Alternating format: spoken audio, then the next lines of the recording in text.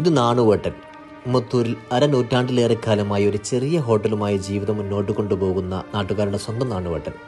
നാണുവേട്ടനോട് ഈ കട എത്ര വർഷമായെന്ന് ചോദിച്ചപ്പോൾ 50 വർഷത്തോളമായി എന്ന മറുപടിയാണ് എനിക്ക് കിട്ടിയത്. നാണുവേട്ടൻ്റെ അമ്മാവൻ തുടങ്ങി വെച്ച ഈ കട പിന്നെ കാലങ്ങൾക്ക് ശേഷം നാണുവേട്ടൻ്റെ കരങ്ങളിൽ എത്തുകയായിരുന്നു.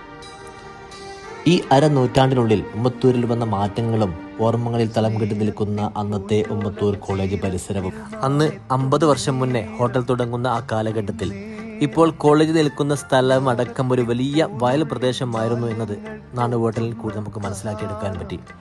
അന്ന് നമ്മുടെ ഉമ്മത്തൂരിൽ ഇന്ന് കാണുന്ന ഉമ്മത്തൂരിനേക്കാൾ കടകളും ജനപങ്കാളിത്തവും ഉണർവുമൊക്കെ ഉണ്ടായിരുന്നു. അറബി college, typing centre, nursery, hostel, library, അതേപോലെ അവിടെ താമസിച്ച് പഠിക്കുന്ന കുറേ മുതഅല്ലിമീങ്ങൾ, ഇതൊക്കെ അന്നത്തെ ഉമ്മത്തൂരിൻ്റെ ഊർജ്ജം തന്നെയായിരുന്നു എന്ന് നാണുവേട്ടൻ്റെ സംസാരത്തിൽ കൂടി നമുക്ക് മനസ്സിലാക്കി.